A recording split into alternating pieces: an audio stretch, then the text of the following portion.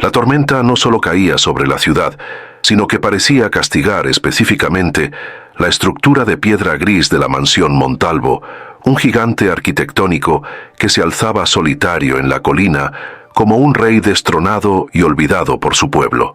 Los relámpagos rasgaban el cielo nocturno, iluminando por fracciones de segundo los jardines descuidados y las estatuas cubiertas de musgo, creando ilusiones ópticas de figuras que se movían entre las sombras de los robles centenarios.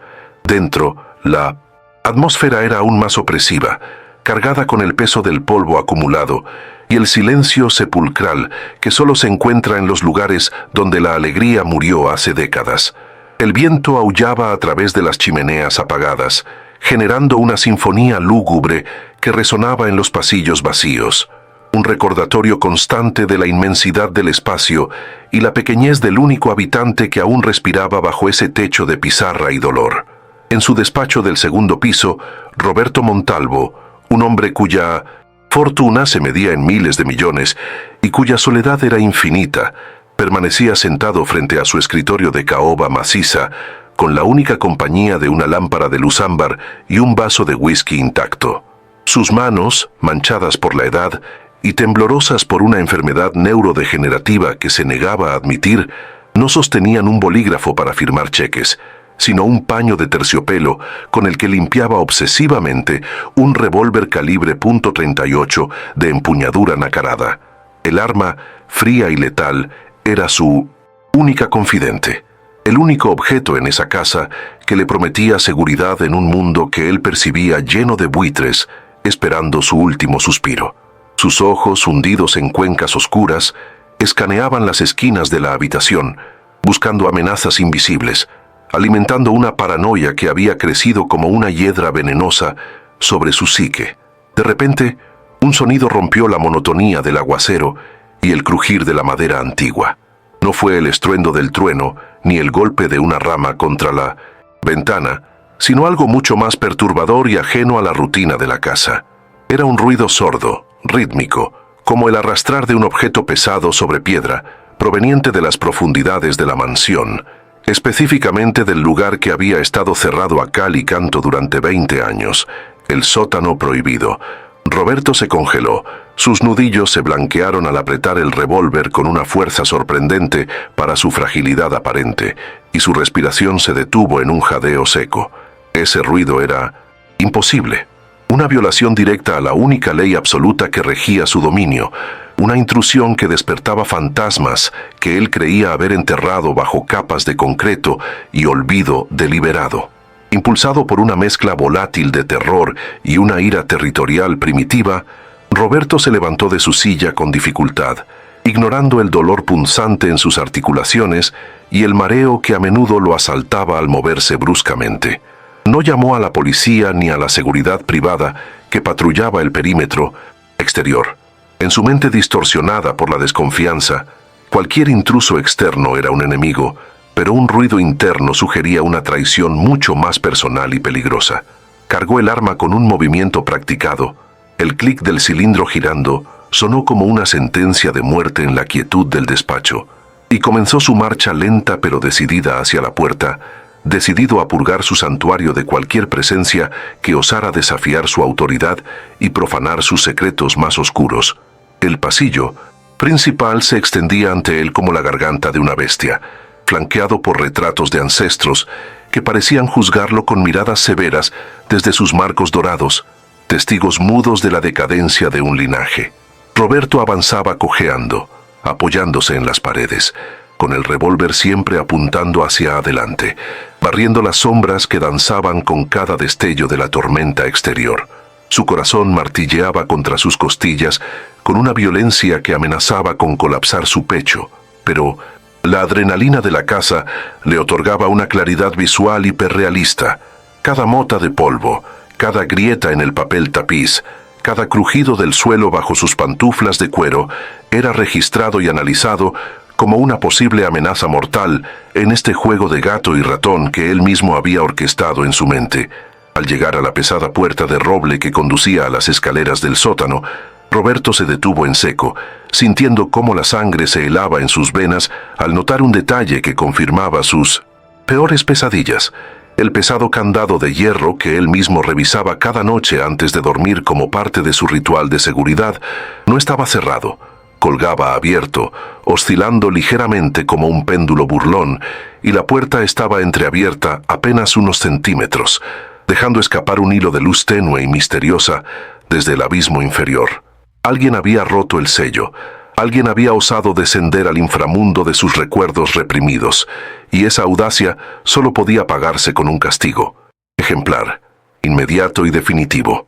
Con un grito gutural que era mitad advertencia y mitad descarga de pánico acumulado, Roberto pateó la puerta con todas sus fuerzas, abriéndola de par en par para revelar la escalera que se hundía en la oscuridad, solo iluminada por esa extraña luz al final.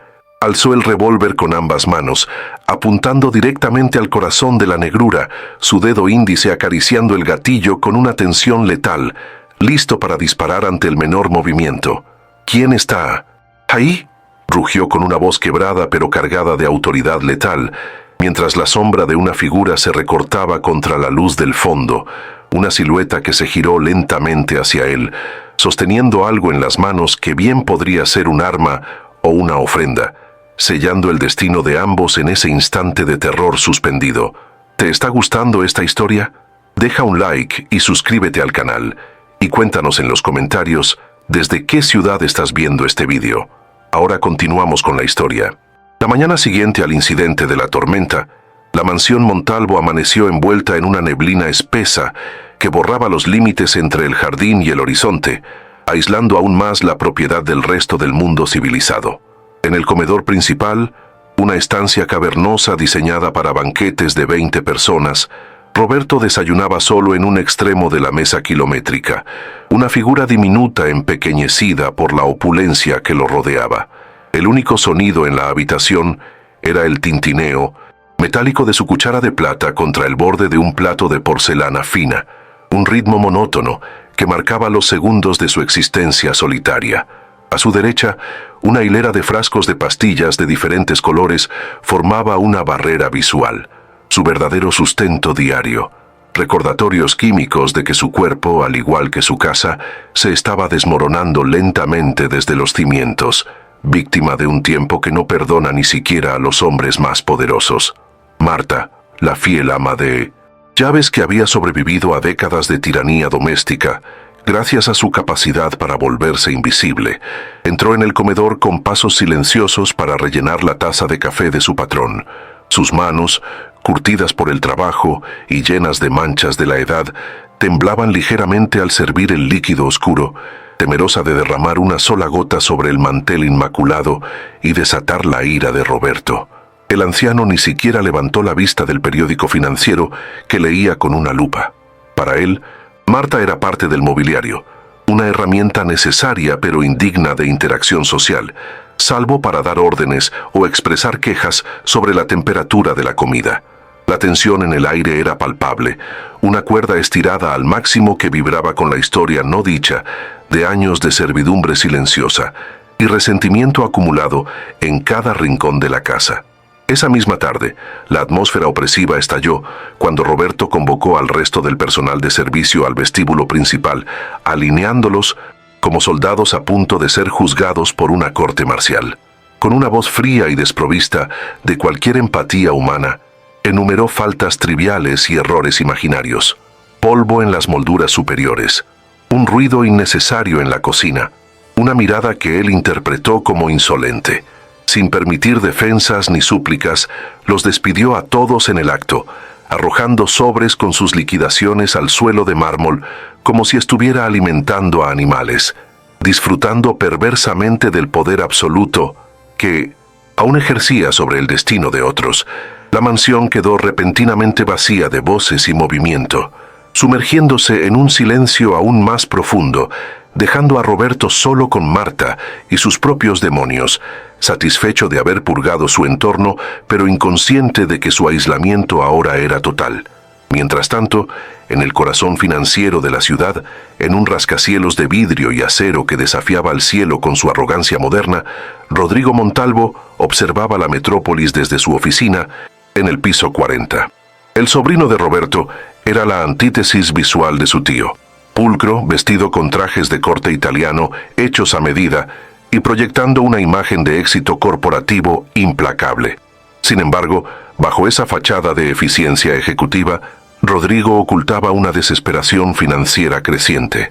Sus inversiones arriesgadas y su estilo de vida insostenible lo tenían al borde de la quiebra personal, y la inmensa fortuna de los Montalvo era su único salvavidas.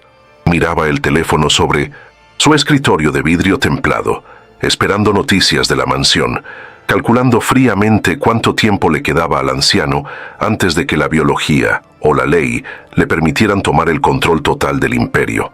Rodrigo se giró hacia su abogado, un hombre con cara de comadreja que revisaba documentos legales con una avidez depredadora, buscando cualquier resquicio para declarar a Roberto mentalmente incompetente. Discutían sobre los informes médicos, sobre las alucinaciones auditivas que el anciano había mencionado a su doctor privado, y sobre cómo podían usar esos episodios para forzar una tutela legal. Para Rodrigo, su tío no era familia, sino un obstáculo obstinado, un guardián senil sentado sobre una montaña de oro que no sabía gastar, mientras él, el heredero legítimo en su propia mente, se ahogaba en deudas. La estrategia era clara: aislar a Roberto, exacerbar sus paranoias y demostrar al mundo que el gran león de la industria se había convertido en un viejo loco peligroso, para sí mismo y para la empresa. Lejos de los rascacielos y los lujos decadentes, en un barrio obrero donde las casas se amontonaban unas sobre otras buscando espacio, Lucía se preparaba frente a un espejo roto en su pequeño apartamento. Con 22 años, tenía la mirada de alguien que ha vivido muchas vidas y ha aprendido que la esperanza es un lujo peligroso. Se ajustaba el uniforme sencillo, cepillando con cuidado su cabello oscuro para parecer lo más presentable y profesional posible, ocultando el collar de plata con un relicario antiguo debajo de la blusa. No buscaba el trabajo en la mansión Montalvo por el salario, aunque lo necesitaba desesperadamente para sobrevivir. Su motivación era mucho más profunda, una búsqueda de respuestas sobre un pasado que le había sido negado, una conexión con la madre que perdió y el abuelo que nunca conoció.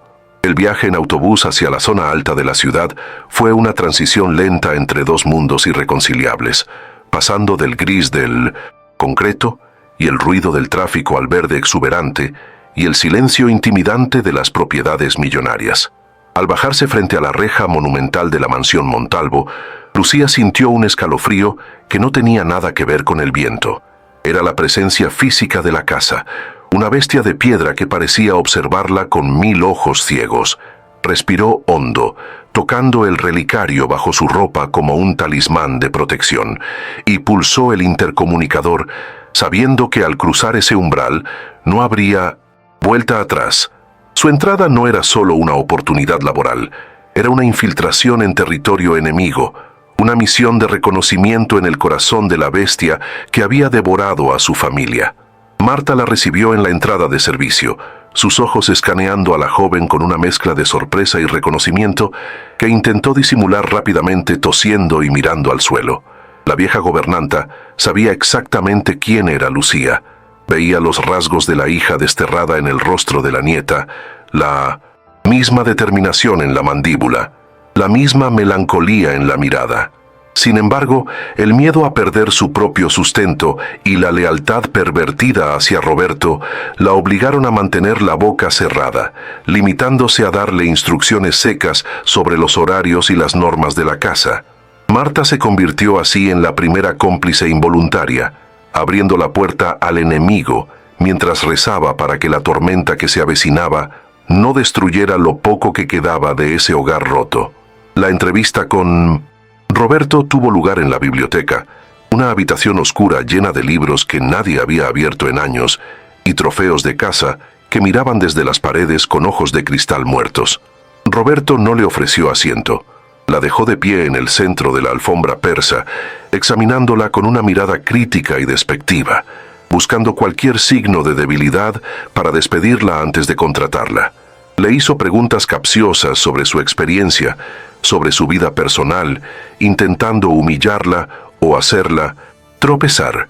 pero Lucía respondió con una calma estoica, manteniendo la mirada fija en los ojos del anciano sin desafiarlo abiertamente, pero sin ceder terreno. Esa resistencia silenciosa intrigó a Roberto. Estaba acostumbrado al miedo o a la adulación, y la dignidad tranquila de esta joven desconocida despertó en él una curiosidad reacia. No tolero la incompetencia, no tolero el ruido y sobre todo no tolero a los ladrones, sentenció Roberto, golpeando su bastón contra el suelo para enfatizar cada prohibición. Se levantó con dificultad y caminó alrededor de ella, como un general inspeccionando a un nuevo recluta, oliendo el miedo, buscando la mentira. Lucía mantuvo la compostura, aunque sus manos sudaban frío a sus espaldas. Sabía que una sola palabra equivocada la pondría de patitas en la calle y arruinaría su única oportunidad de descubrir la verdad. Asintió a cada demanda, aceptando horarios imposibles y un salario que, aunque bajo para el estándar de la zona, era una fortuna para ella, demostrando una sumisión calculada que desarmó parcialmente las defensas del anciano. Finalmente, Roberto se detuvo frente a ella y su rostro se endureció aún más, adoptando una expresión de seriedad mortal que heló la sangre de la joven. Hay una regla, niña. Una sola regla que si rompes, no solo te costará el trabajo, sino que me aseguraré de que nunca vuelvas a trabajar en esta ciudad, susurró con voz ronca, señalando hacia el suelo. La puerta del sótano, al final del pasillo este, está cerrada. Siempre está cerrada. Nunca, bajo ninguna circunstancia, intentes abrirla. Ni siquiera mires hacia ella. Lo que hay allí abajo es asunto mío y de nadie más. ¿Entendido? La vehemencia en su voz revelaba que no se trataba de un simple cuarto de almacenamiento, sino de una herida abierta en la arquitectura de la casa. Lucía asintió solemnemente, prometiendo obedecer la regla sagrada, aunque en su interior esa prohibición solo encendió una llama de curiosidad y certeza. Lo que buscaba estaba allí abajo. «Entendido, señor Montalvo», respondió con voz firme, sellando el pacto faustiano. Roberto, satisfecho momentáneamente con su obediencia aparente, le hizo un gesto despectivo con la mano para que se retirara y comenzara sus labores inmediatamente. Él volvió a su sillón, convencido de que había contratado a otra empleada insignificante que duraría un mes, sin sospechar que acababa de invitar a su propia sangre a vivir bajo su techo, el caballo de Troya que traería la redención o la ruina. Los primeros días de Lucía en la mansión fueron una prueba de resistencia física y emocional. La casa era inmensa y el trabajo interminable, diseñado para agotar a cualquiera. Limpiaba habitaciones que nadie usaba, pulía plata que nadie veía, y cocinaba cenas que volvían a la cocina casi intactas, soportando los constantes regaños de Roberto sobre el polvo invisible o el ruido de sus pasos. Sin embargo, en cada tarea, Lucía observaba, memorizaba los horarios del anciano, aprendía qué tablas del suelo crujían y cuáles eran los puntos ciegos de las cámaras de seguridad que salpicaban los pasillos. Se movía como un fantasma eficiente, ganándose poco a poco el espacio que necesitaba para operar, convirtiéndose en una presencia indispensable, pero discreta en la vida del solitario magnate. Marta observaba este progreso con una mezcla de admiración y terror. Veía cómo Lucía soportaba los insultos de Roberto sin una lágrima, cómo respondía con amabilidad a su amargura, comenzando a suavizar imperceptiblemente los bordes afilados del anciano. Hubo un momento, una tarde de lluvia, en que Lucía puso un disco de vinilo antiguo en el tocadiscos del salón, una melodía que su madre solía tararear. Roberto, que entraba para quejarse de algo, se quedó paralizado en el umbral, escuchando la música con una expresión indescifrable, perdida en el tiempo.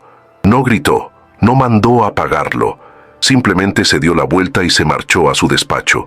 Pero esa noche no hubo quejas sobre la cena, un pequeño triunfo silencioso en la guerra fría de la mansión.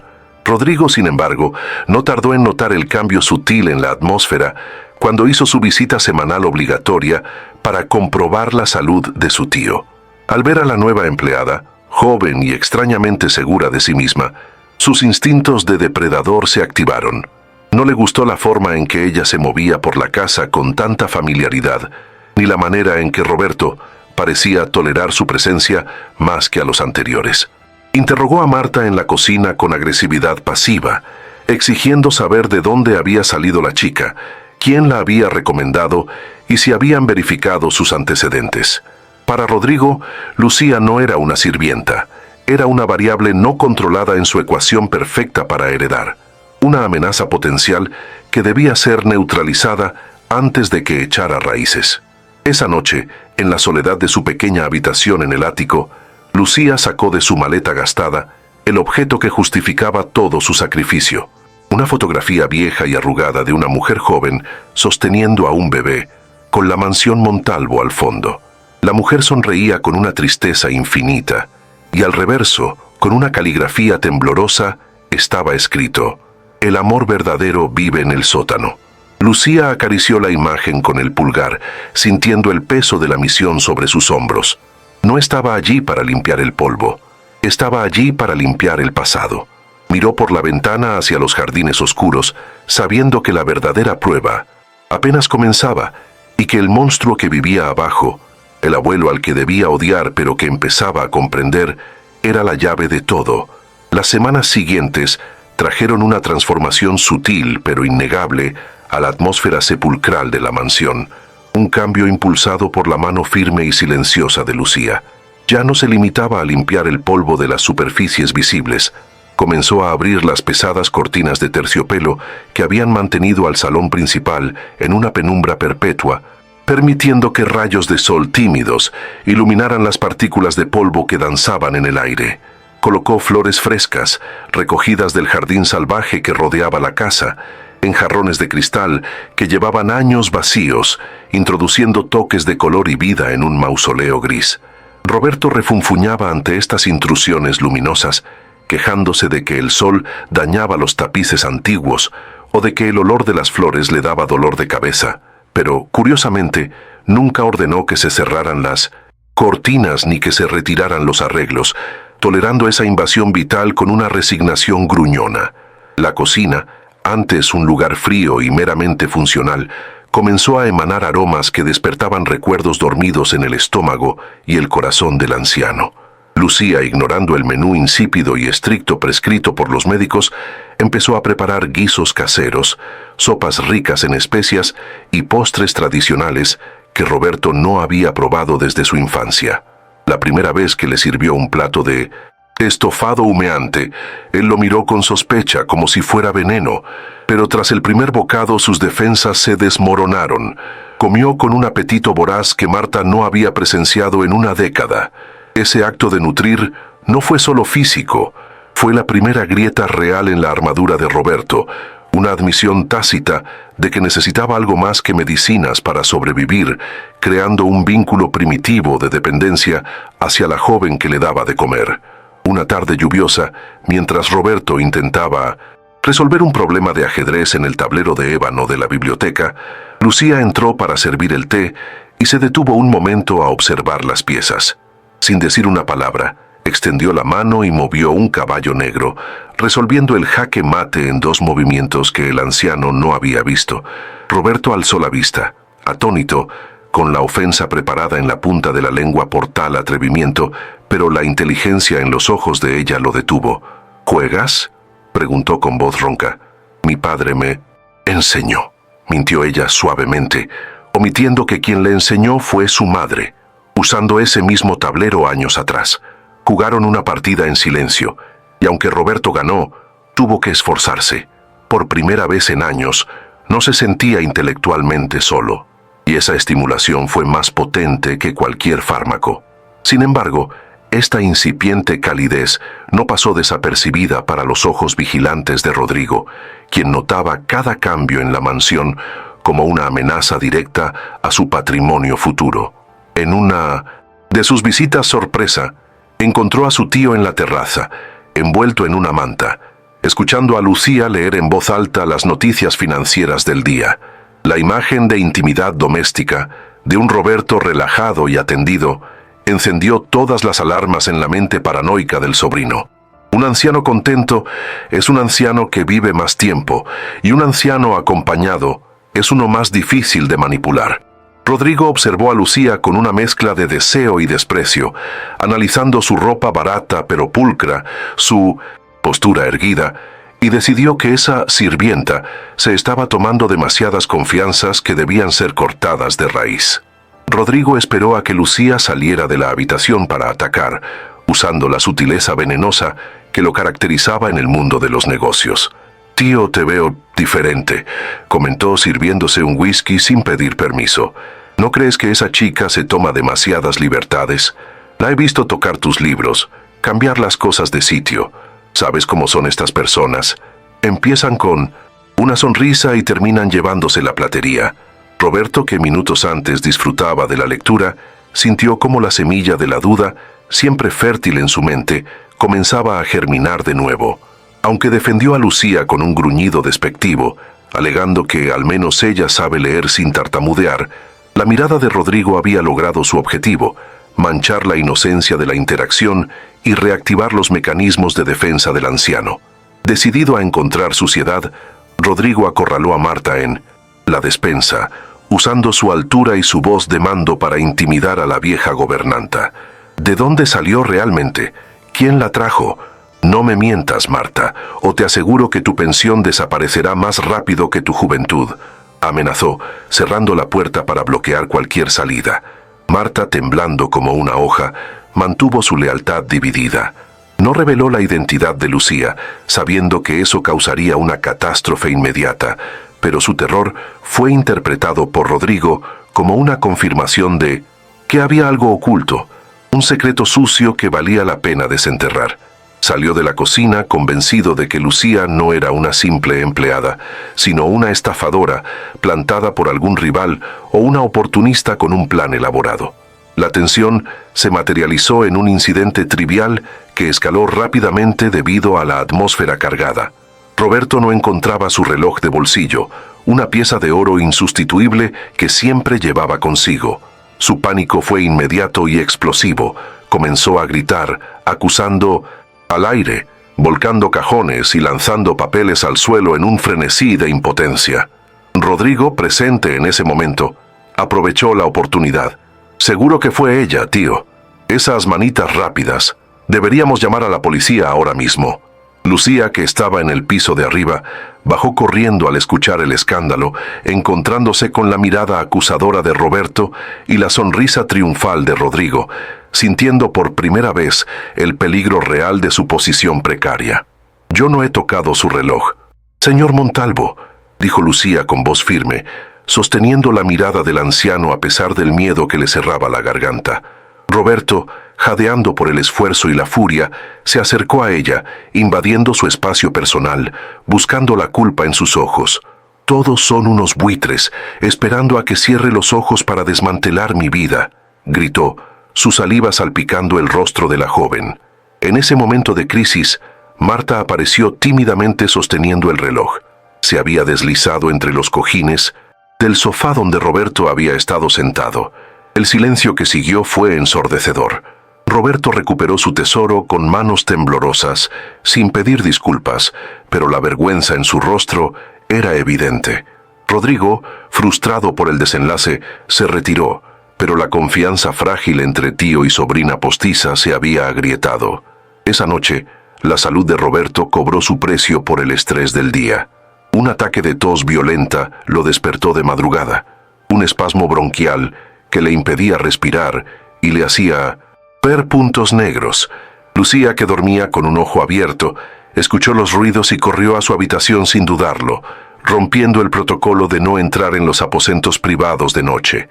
Lo encontró al borde de la cama, cianótico y aterrorizado. Con una eficiencia profesional, le administró el oxígeno de emergencia y le frotó la espalda hasta que la crisis pasó, susurrándole palabras de calma que él, en su delirio hipóxico, confundió con la voz de su esposa muerta. Cuando Roberto recuperó el aliento, se encontró aferrado a la mano de Lucía con una fuerza desesperada, como un náufrago a una tabla. Por un segundo, la barrera de clase y edad desapareció. Eran solo dos seres humanos enfrentando el miedo a la muerte. Roberto la miró, sus ojos húmedos y vulnerables, y vio algo en el ángulo de su rostro, una sombra familiar que lo perturbó profundamente. Soltó su mano bruscamente, retrocediendo hacia las almohadas.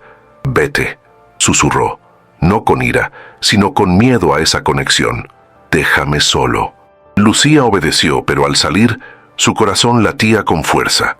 Había visto al hombre detrás del monstruo y sabía que su tiempo se agotaba.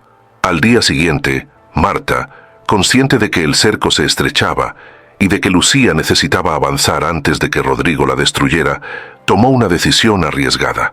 Mientras limpiaba el escritorio de Roberto, olvidó deliberadamente el juego de llaves maestras sobre la mesa del vestíbulo justo cuando Lucía pasaba por allí. Fue un gesto rápido, una mirada cómplice y luego la gobernanta desapareció por el pasillo. Lucía se quedó paralizada frente al llavero de cuero. Sabía que era una trampa o una bendición, pero no podía ignorarla. Con manos rápidas, tomó las llaves y las deslizó en su bolsillo, sintiendo el metal frío quemar contra su piel como una marca de fuego. Ahora tenía el acceso, pero también la prueba del delito si la atrapaban. Rodrigo, incapaz de encontrar nada incriminatorio en la superficie, decidió jugar sucio. Contrató a un investigador privado, un ex policía corrupto con métodos cuestionables, para que rastreara cada paso de la vida de Lucía García.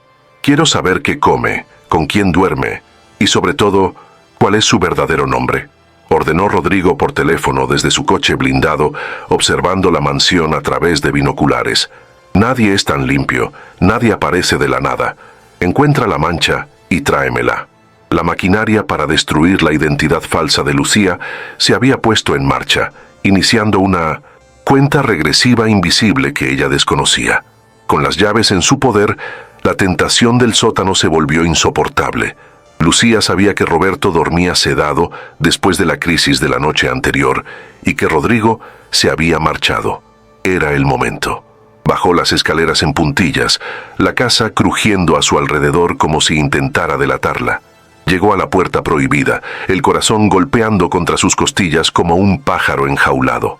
Sacó la llave maestra, probando una tras otra con dedos temblorosos, hasta que una encajó con un clic satisfactorio y aterrador.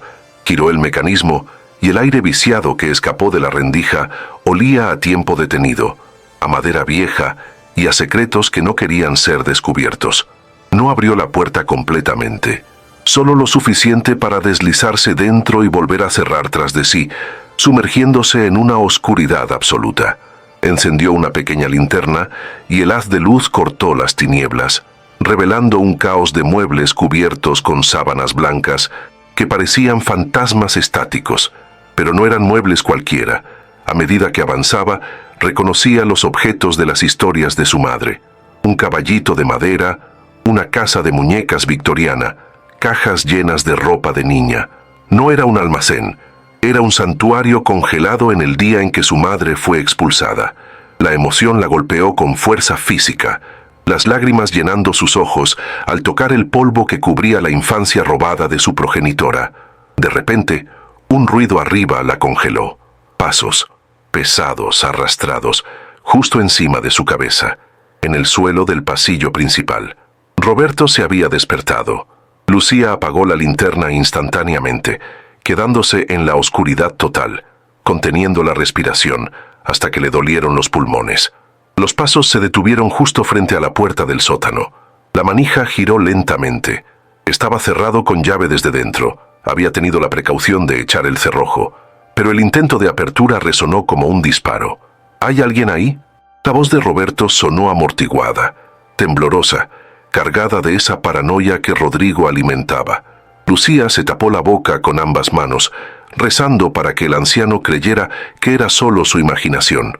Roberto, al otro lado de la puerta, no estaba seguro de si había escuchado algo o si eran los ruidos de su enfermedad. Pegó la oreja a la madera, sus dedos acariciando la pistola que ahora llevaba siempre en el bolsillo de su bata. El silencio del otro lado era absoluto, pero se sentía denso, habitado. «Te escucho, ratita», murmuró para sí mismo, sus ojos moviéndose frenéticamente en las órbitas. No tenía la llave. Marta la tenía, o eso creía, así que no podía entrar. Convencido de que su mente le jugaba trucos o de que las ratas habían vuelto, se alejó arrastrando los pies, pero la duda se había instalado. La santidad de su dolor estaba siendo violada. Dentro del sótano, Lucía exhaló, temblando incontrolablemente. Al volver a encender la luz tenue, el haz iluminó algo al fondo de la estancia, algo que no estaba cubierto por sábanas. Era el verso, la cuna antigua de madera tallada donde había dormido su madre y donde debía haber dormido ella. Estaba destrozada, con una pata rota y la madera astillada como si hubiera sido golpeada con furia. Al acercarse, vio marcas de golpes recientes, no de hace 20 años. Comprendió entonces que Roberto bajaba aquí, o bajaba antes de enfermar, para destruir sus propios recuerdos en ataques de ira. La misión cambió en ese instante. No solo tenía que limpiar, tenía que reconstruir esa cuna. Reparar la cuna sería reparar el alma de su abuelo.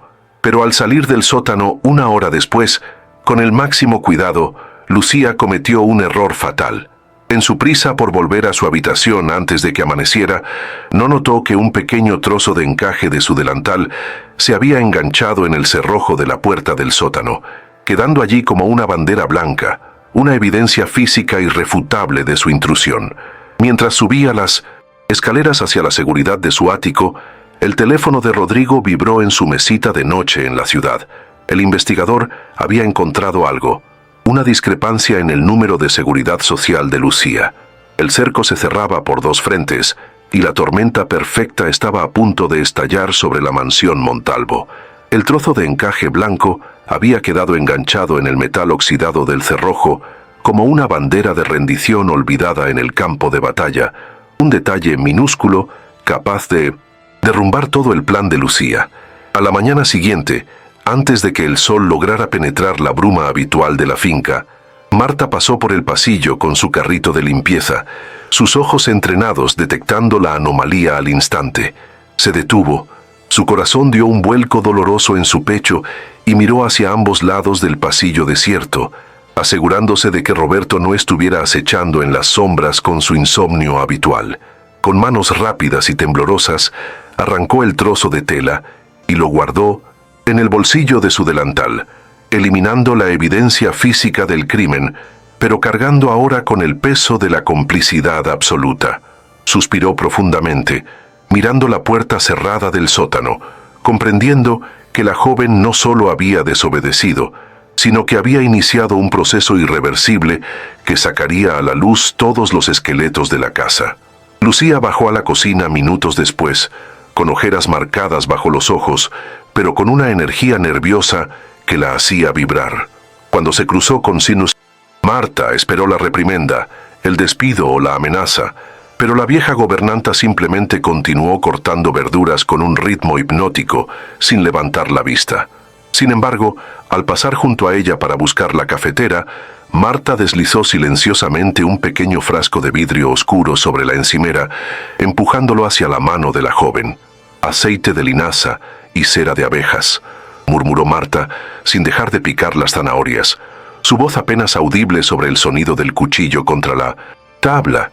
«Para la madera vieja. Si vas a hacer algo estúpido, al menos hazlo bien». Lucía tomó el frasco, sorprendida, y miró a la mujer mayor, viendo por primera vez una aliada en esa fortaleza de soledad. Marta no solo sabía lo que estaba haciendo, sino que, a su manera silenciosa, le estaba dando permiso para curar la herida de la familia. Esa noche, armada con el aceite, lijas robadas del garaje y trapos viejos, Lucía descendió nuevamente al abismo, moviéndose con más confianza a través de la oscuridad que ya no le parecía hostil. El sótano, iluminado por su linterna, dejó de ser un lugar de terror para convertirse en un taller clandestino de esperanza. El olor a humedad comenzó a mezclarse con el aroma terroso del aceite de madera y el polvo de lija. Se acercó a la cuna destrozada, pasando sus dedos por las grietas violentas que Roberto había infligido en su dolor, sintiendo la furia y la desesperación que habían causado ese daño. Comenzó a trabajar en silencio.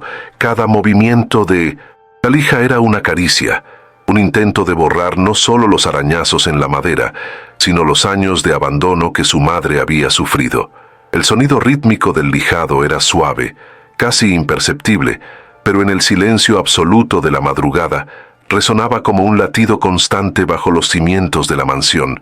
Arriba, en su habitación, Roberto yacía despierto, con los ojos clavados en el techo ornamentado, torturado por ese sonido raspante que se filtraba a través de las vigas del suelo. Para él, no era el sonido de una reparación, sino el de roedores royendo los cimientos de su vida, o peor aún, el sonido de su propia mente fragmentándose. Se giró en la cama, cubriéndose la cabeza con la almohada, pero el ras, ras, ras continuaba, persistente, burlón, alimentando la narrativa de invasión que Rodrigo había plantado tan eficazmente. «Están aquí», susurró a la oscuridad, visualizando termitas gigantes o ladrones con herramientas sofisticadas, desmantelando su legado desde abajo. La paranoia dejó de ser una sospecha para convertirse en una certeza física. Su casa estaba enferma, infectada por algo que vivía debajo de él, y su incapacidad para atraparlo lo llenaba de una impotencia furiosa que solo el peso del revólver bajo su almohada lograba calmar momentáneamente.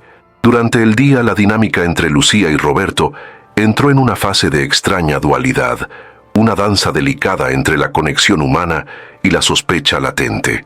Lucía, agotada por sus noches de trabajo secreto, compensaba su cansancio con una dulzura redoblada, leyéndole a Roberto durante horas en la terraza o ayudándolo a caminar por el jardín cuando sus piernas fallaban.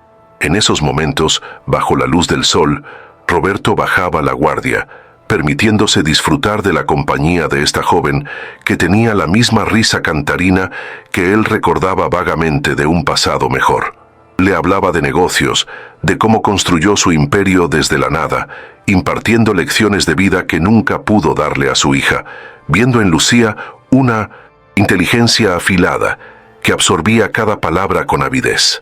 Hubo instantes en los que estuvo a punto de preguntarle por su familia, de romper la barrera profesional, pero el miedo a la vulnerabilidad siempre lo detenía en el último segundo, cerrando la puerta emocional antes de que se abriera del todo. Mientras tanto, en la ciudad, Rodrigo recibía el informe preliminar del investigador privado en un sobre manila sin marcas, sentado en su despacho minimalista, con vistas a la ciudad que deseaba conquistar. Las noticias eran decepcionantes y peligrosas. Lucía no tenía antecedentes penales, no había estafas previas. Era un fantasma burocrático con una historia demasiado limpia para ser real. Es hija de madre soltera, nacida en un pueblo del norte, registros escolares impecables. Nada sucio, explicó el detective por teléfono. Rodrigo golpeó la mesa con el puño, frustrado. La verdad no le servía, necesitaba una mentira convincente. Si la realidad no pintaba a Lucía como una villana, él tendría que pintar la realidad con sus propios colores. Abrió la caja fuerte de su oficina y sacó un estuche de terciopelo negro que contenía un reloj de oro y diamantes, una reliquia familiar que Roberto le había confiado para reparar hacía meses y que él había olvidado devolver. La decisión estaba tomada. Si no podía encontrar un crimen, fabricaría uno tan evidente que ni siquiera el afecto senil de Roberto podría ignorarlo. Rodrigo comenzó a tejer su red con paciencia aracnuda, visitando la mansión con más frecuencia, siempre con una sonrisa de tiburón y regalos triviales para su tío. En cada visita dejaba caer comentarios venenosos, pequeñas dosis de arsénico verbal diseñadas para acumularse en el sistema de Roberto. ¿No te parece que falta algo en la vitrina de plata, tío?, preguntaba casualmente mientras pasaban junto al comedor. ¿Has revisado el inventario de la bodega últimamente? Esas botellas valen miles. Roberto, cuya memoria ya era un terreno pantanoso, comenzaba a dudar de sus propios recuerdos, mirando a su alrededor con ojos entrecerrados, preguntándose si los espacios vacíos en las estanterías eran reales o producto de su imaginación, y si Lucía era la causante de esos huecos. Lucía, ajena a la conspiración que se tejía en su contra, continuaba su doble vida, dedicando sus noches a la restauración meticulosa de la cuna. Había logrado encolar la pata rota y comenzaba a aplicar el barniz, viendo cómo la madera vieja recuperaba su brillo profundo y cálido, transformándose de basura a tesoro bajo sus manos. Mientras trabajaba, a menudo sacaba el diario de su madre, un cuaderno de tapas de cuero desgastado, y leía pasajes en voz baja, dejando que las palabras de la muerta llenaran el espacio vacío del sótano. Papá no es malo, solo tiene miedo de que lo amen y lo dejen. Su dinero es su muralla. Si alguna vez vuelves, no intentes derribar la muralla. Busca la puerta pequeña que dejó abierta. Esas palabras eran su brújula, recordándole que la ira de Roberto era un mecanismo de defensa y que el hombre que gritaba por el polvo en los muebles era el mismo que había tallado esa cuna con sus propias manos hace medio siglo. Una tarde, el cansancio casi la traiciona. Se quedó dormida en una silla de la cocina mientras esperaba que hirviera el agua para el té, con la cabeza apoyada en la mesa. Roberto entró silenciosamente, apoyado en su bastón, y la observó dormir, notando por primera vez la similitud física innegable entre la joven y su difunta esposa. La forma de la nariz, la línea de la mandíbula, incluso la manera en que sus manos descansaban entrelazadas. Fue como ver un fantasma materializado en su cocina. Extendió una mano temblorosa, casi rozando el cabello de Lucía, con una expresión de dolor y anhelo que suavizó sus facciones duras. Pero entonces el teléfono sonó estridentemente en el pasillo, rompiendo el hechizo.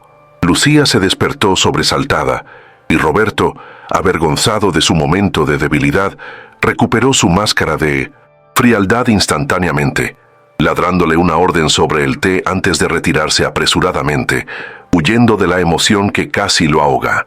Rodrigo aprovechó la siguiente oportunidad, cuando Roberto tuvo que ir al hospital para unos chequeos rutinarios, dejando la casa bajo la supervisión teórica de Marta y Lucía.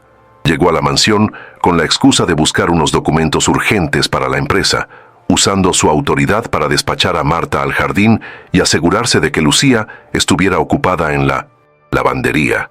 Con el campo despejado, subió sigilosamente al ático donde dormía Lucía, una violación de la privacidad que ejecutó con la frialdad de un profesional.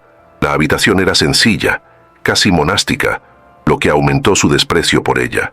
Abrió los cajones de la cómoda barata, revolviendo la ropa humilde hasta encontrar el fondo falso de una caja de zapatos donde ella guardaba sus pocos ahorros.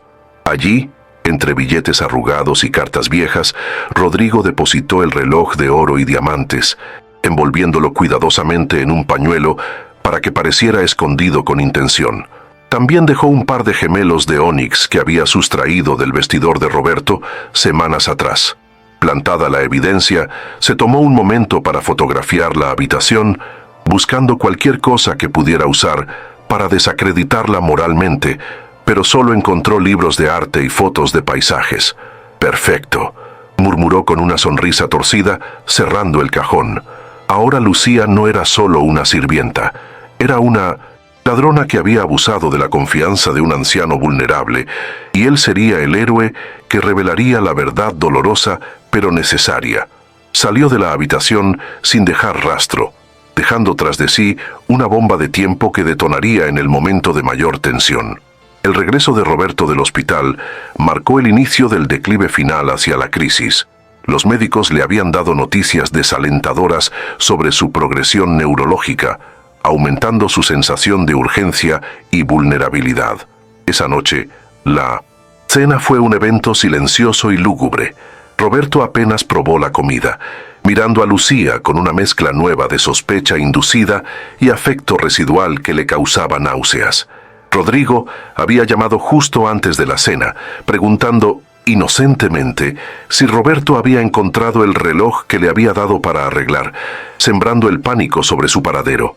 Roberto tocó su bolsillo vacío, sintiendo la ausencia del objeto como una amputación fantasma, y sus ojos se clavaron en Lucía, que servía el vino con inocencia. ¿Sería posible? ¿Podría esa cara de ángel ocultar la avaricia que Rodrigo describía con tanta convicción? La duda es un parásito que crece rápido en la oscuridad, y esa noche la mansión parecía más oscura que nunca. Roberto se retiró a su estudio, abriendo su caja fuerte para revisar sus posesiones más valiosas, contando fajos de billetes y revisando joyas con manos temblorosas. Todo parecía estar allí, pero la sensación de que algo faltaba, de que el orden de las cosas había sido alterado, era insoportable. Rodrigo había logrado su objetivo. No se trataba de lo que faltaba físicamente, sino de la pérdida de la seguridad psicológica.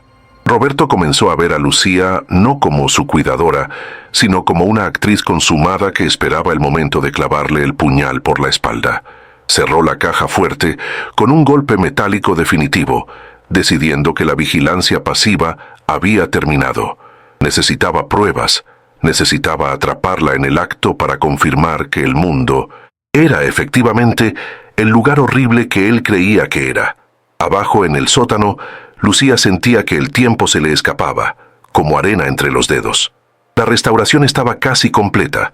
La cuna lucía sólida, hermosa, un puente tangible hacia el pasado. Faltaba solo el colchón y la ropa de cama, que ella misma estaba cosiendo con telas antiguas encontradas en los baúles. Mientras bordaba una pequeña M en la sábana, pensó en confesarle todo a Roberto, en subir y decirle: «Soy yo, mírame.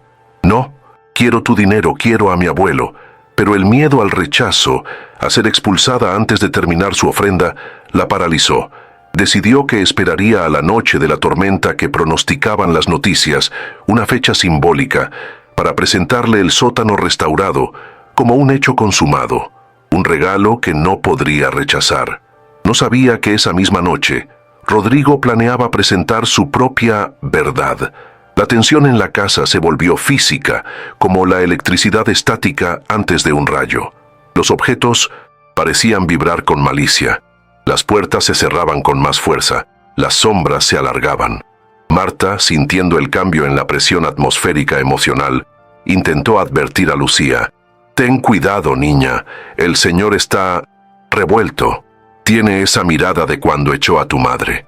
La mención directa a su madre hizo que Lucía se detuviera en seco, mirando a la gobernanta con ojos muy abiertos.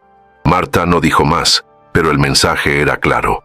La historia estaba a punto de repetirse si no tenía un cuidado extremo. Lucía asintió tragando saliva, sintiendo que caminaba sobre una cuerda floja sobre un abismo de tiburones. Rodrigo aceleró su plan. Llamó a Roberto a media tarde del día siguiente, con voz grave y preocupada. «Tío, tengo que ir a verte esta noche. El investigador encontró algo. Es grave». No quería creerlo, pero las pruebas son contundentes. Se trata de Lucía. Roberto, al otro lado de la línea, sintió que el suelo se abría bajo sus pies. La confirmación de sus miedos fue un alivio, perverso y una puñalada al corazón al mismo tiempo. «Ven», dijo simplemente colgando el teléfono. Se quedó mirando por la ventana, viendo a Lucía podar los rosales en el jardín, tan llena de vida, tan engañosa. Su mano se cerró sobre el mango de su bastón hasta que los nudillos se pusieron blancos. La traición, pensó, siempre viene de quien menos esperas, aunque en el fondo, él siempre esperó la traición de todos. Esa tarde, el cielo comenzó a oscurecerse temprano, nubes de color plomo acumulándose en el horizonte, prometiendo una tormenta que haría palidecer a la anterior. El viento comenzó a azotar las ventanas, haciendo que los cristales vibraran en sus marcos. Lucía, sintiendo la inquietud en el aire, trabajó más rápido, terminando sus tareas para tener tiempo libre en la noche. Notó que Roberto la evitaba, que se encerraba en su despacho y no respondía a sus llamadas para la cena.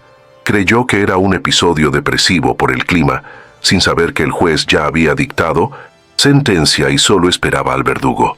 Preparó una bandeja con sopa y la dejó frente a la puerta del despacho, pero la comida permaneció intacta, enfriándose como la relación entre ellos. Al caer la noche, la casa se convirtió en un escenario de sombras y susurros. Lucía decidió que era el momento de dar los toques finales en el sótano. Necesitaba que todo estuviera perfecto para la revelación. Bajó las escaleras con el corazón en la garganta, sintiendo una urgencia inexplicable. Al entrar en el sótano, encendió las luces que había logrado reparar, y el espacio se iluminó con un brillo cálido y dorado.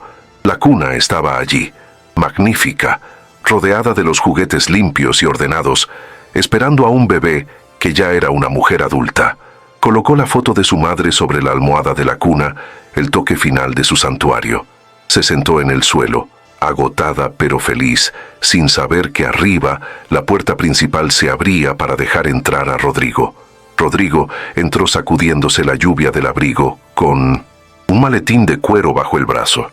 No traía un investigador, traía un dossier falsificado con recortes de periódicos editados y antecedentes penales inventados en Photoshop. Encontró a Roberto en la sala de estar, sentado frente a la chimenea apagada, con el revólver sobre la mesa auxiliar. La escena era perfecta. «Tío», dijo Rodrigo con voz suave, «siento tener que ser yo quien haga esto». Abrió el maletín y extendió los papeles sobre la mesa, mostrando fotos borrosas de mujeres parecidas a Lucía siendo arrestadas, informes de robos en otras ciudades. Su nombre real es Elena. Es parte de una banda que se especializa en ancianos solitarios. Los enamoran, los drogan y luego limpian la casa. Roberto leía los papeles. Cada palabra era un clavo en el ataúd de su esperanza. Las mentiras estaban tan bien construidas, mezcladas con medias verdades sobre su comportamiento reservado, que encajaban perfectamente con su paranoia. «Y eso no es todo», continuó Rodrigo, dando la estocada final. «Creo que ya ha empezado. El reloj, los gemelos. Revisé su habitación mientras ella estaba en el jardín. No quería hacerlo, pero tenía que protegerte». Sacó el móvil y mostró la foto del cajón de Lucía con las joyas escondidas. Roberto miró la imagen y algo se rompió dentro de él. Un grito ahogado murió en su garganta. No era solo el robo, era la burla, la intimidad fingida, el ajedrez, las sonrisas. Todo había sido una actuación para robarle. La furia de Roberto fue fría, glacial. «No», gritó. Se levantó lentamente tomando el revólver de la mesa.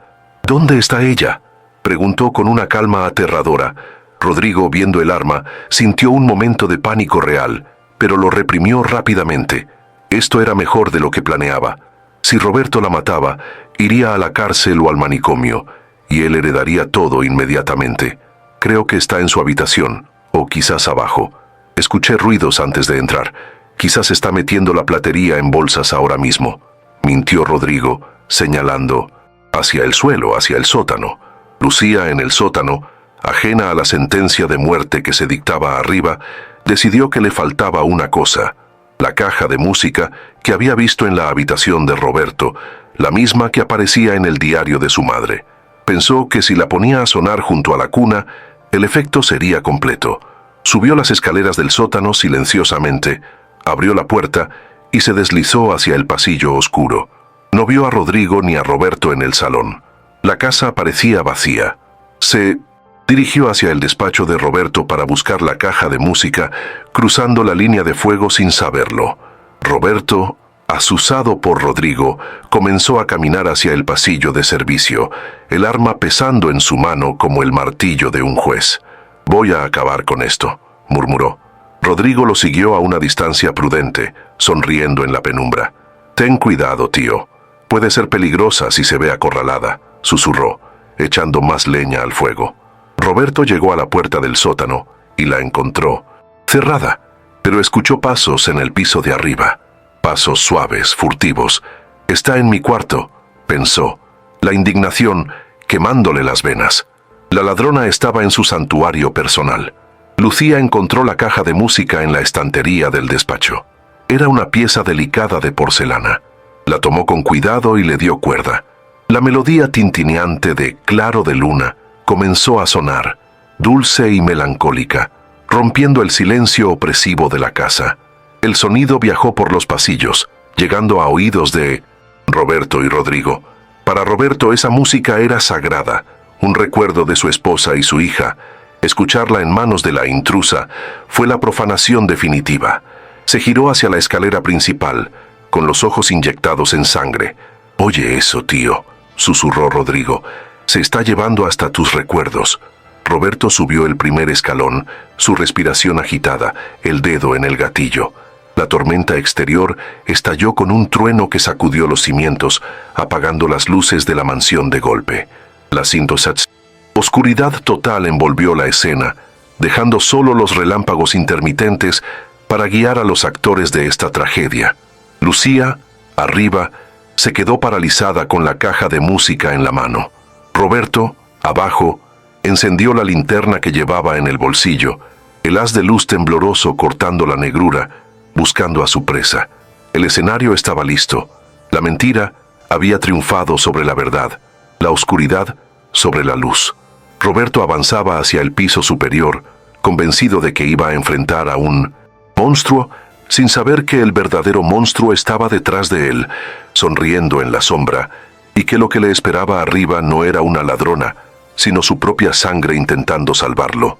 La música de la caja seguía sonando, lenta, mecánica, una cuenta atrás para el disparo que cambiaría todo. Roberto llegó al rellano, alzó el arma y gritó hacia la oscuridad del pasillo: «¡Sal de ahí! ¡Sé quién eres!». El silencio que siguió fue más fuerte que el trueno. El haz de luz de Roberto barrió el pasillo y se detuvo en una figura pequeña al final, sosteniendo algo en las manos. Lucía se giró, cegada por la luz, abrazando la caja de música contra su pecho como un escudo. «¿Señor Montalvo?», preguntó con voz temblorosa, confundida por la agresión. Roberto no veía a Lucía, veía la silueta de la traición. Cargó el martillo del revólver, el clic metálico resonando claramente sobre la melodía de Debussy. Rodrigo, desde la base de la escalera, contuvo el aliento, esperando el estruendo, esperando la victoria.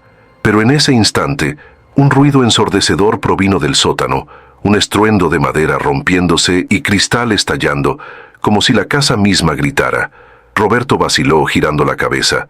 La distracción momentánea salvó a Lucía, pero la noche apenas comenzaba y la violencia flotaba en el aire, densa y eléctrica, buscando dónde aterrizar.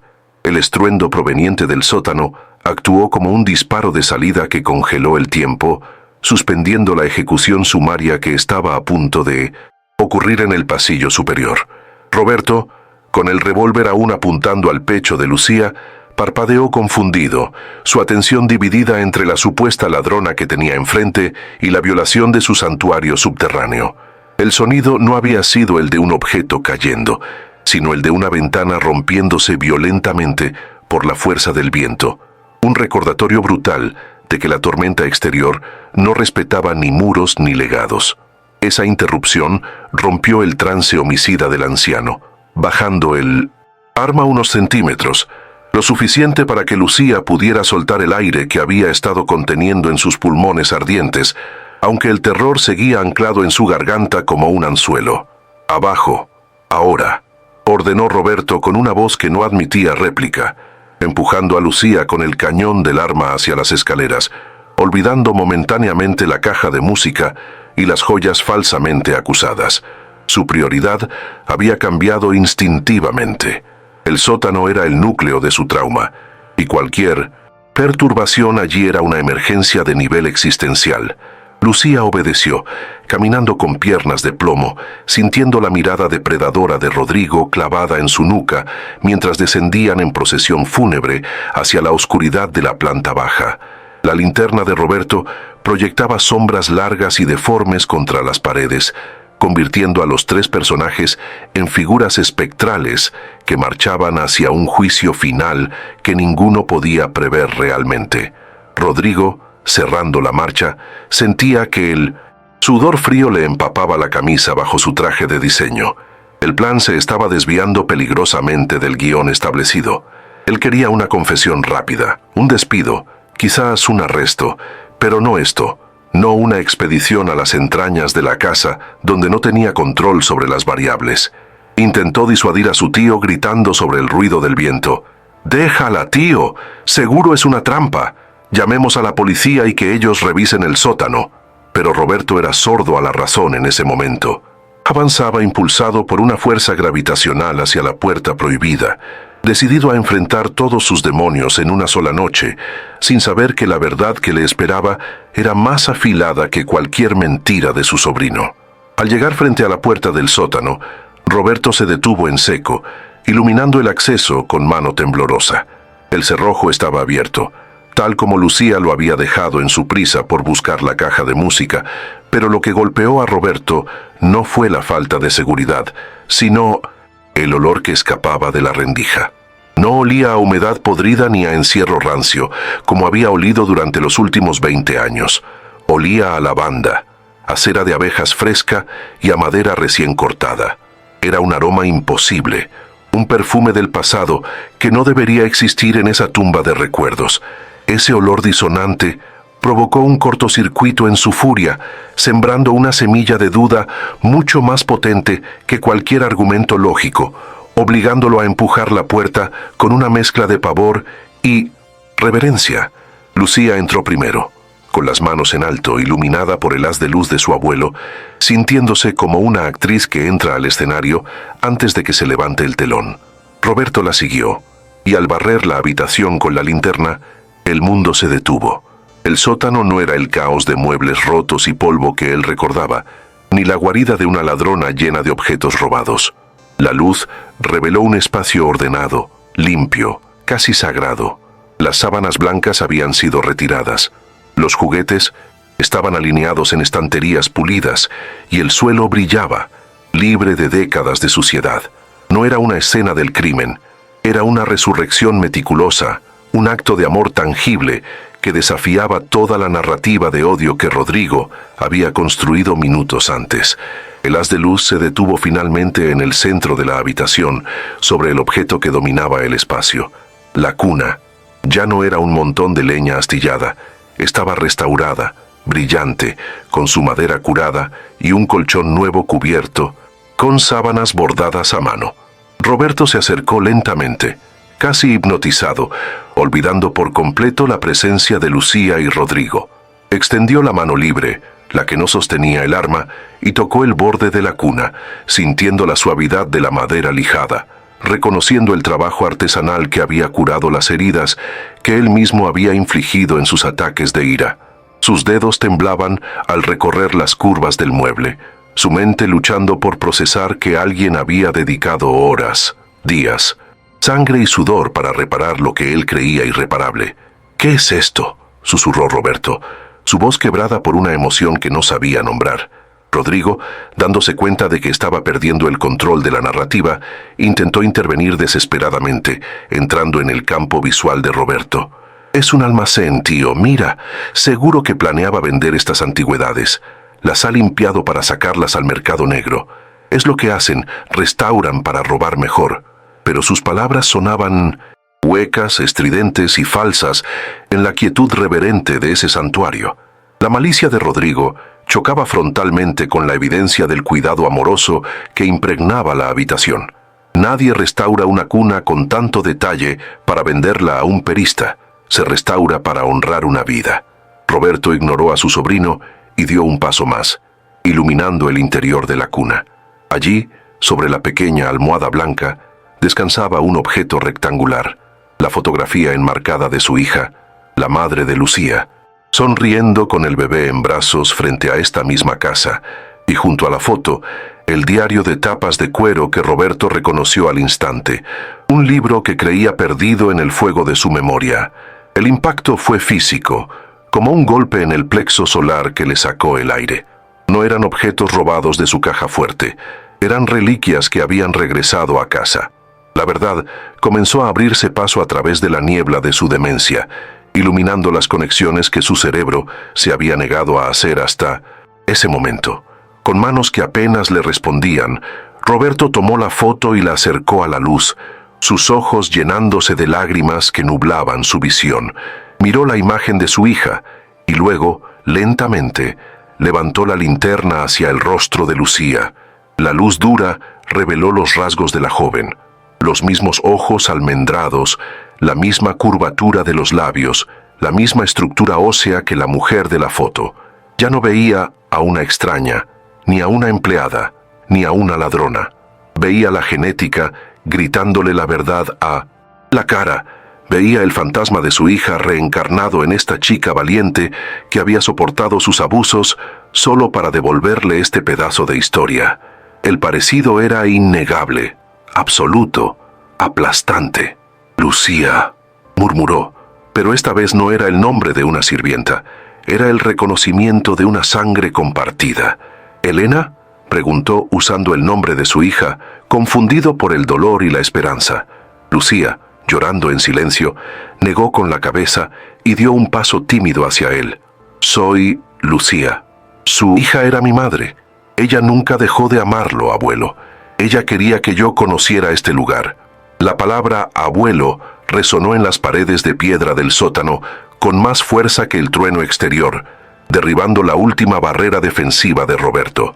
El revólver, que hasta ese momento había sido una extensión de su brazo, se sintió de repente pesado, obsceno, un error imperdonable. Rodrigo vio el cambio en la postura de Roberto, vio cómo el arma descendía, vio cómo la ira se transformaba en remordimiento. El pánico real se apoderó de él. Su plan de herencia, su salvación financiera, todo se desmoronaba ante la fuerza sentimental de un mueble viejo y una foto. Sabía que si Roberto salía de ese sótano con esta nueva verdad, él estaba acabado. «¡Miente!», gritó Rodrigo, perdiendo la compostura fría por primera vez, su voz aguda y desesperada. «Es una actriz. Ha falsificado la foto. Tío, no seas estúpido. Te está manipulando con sentimentalismo barato para quedarse con tu dinero». Se abalanzó hacia ellos, intentando arrebatar la foto de las manos de Roberto, rompiendo la sacralidad del momento con violencia física. El movimiento brusco de Rodrigo fue el catalizador final. Roberto, instintivamente, protegió la foto contra su pecho y giró el revólver hacia su sobrino no para disparar, sino para mantenerlo a raya. Pero al hacerlo, vio la expresión en el rostro de Rodrigo. No había preocupación por su tío. Había una avaricia desnuda, un miedo egoísta y una crueldad que ya no podía ocultar bajo la máscara de ejecutivo preocupado. En ese instante de claridad absoluta, Roberto comprendió todo. Las llaves perdidas, el reloj robado, las dudas sembradas, el aislamiento sistemático. El enemigo no estaba frente a él con un delantal de sirvienta. El enemigo había estado a su lado, dándole palmaditas en la espalda y envenenando su mente durante años. «No la toques», gruñó Roberto, y su voz recuperó la autoridad de hierro del magnate que una vez fue, pero ahora imbuida de una furia protectora justa. «No te atrevas a dar un paso más». La dinámica de poder en la habitación dio un vuelco de 180 grados. Roberto ya no era la víctima senil ni el verdugo engañado. Era el patriarca despertando de un largo sueño inducido. Miró a Lucía no con sospecha, sino con una súplica muda de perdón, y luego miró a Rodrigo con la frialdad de quien acaba de descubrir una serpiente en su cama. Sin embargo, la tormenta tenía otros planes. El viento aulló de nuevo, y la ventana, rota arriba, cedió por completo, permitiendo que la lluvia y el caos entraran en la casa, apagando la linterna de Roberto en el forcejeo y sumiendo el sótano en una oscuridad total y peligrosa, donde solo brillaba la intención asesina de un hombre acorralado. La oscuridad que engulló el sótano no fue un simple apagón. Fue como si la casa misma hubiera cerrado los ojos para no presenciar la violencia inminente.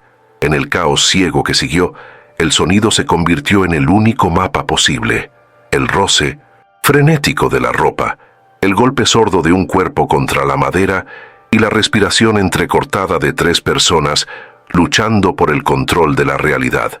Rodrigo, impulsado por la desesperación de quien ve su futuro desmoronarse, se lanzó hacia adelante en la negrura, sus manos buscando a tientas el revólver que Roberto sostenía. Hubo un forcejeo breve pero brutal, un choque de huesos y voluntades, donde la juventud y la falta de escrúpulos de Rodrigo superaron la frágil determinación del anciano. Un golpe seco resonó.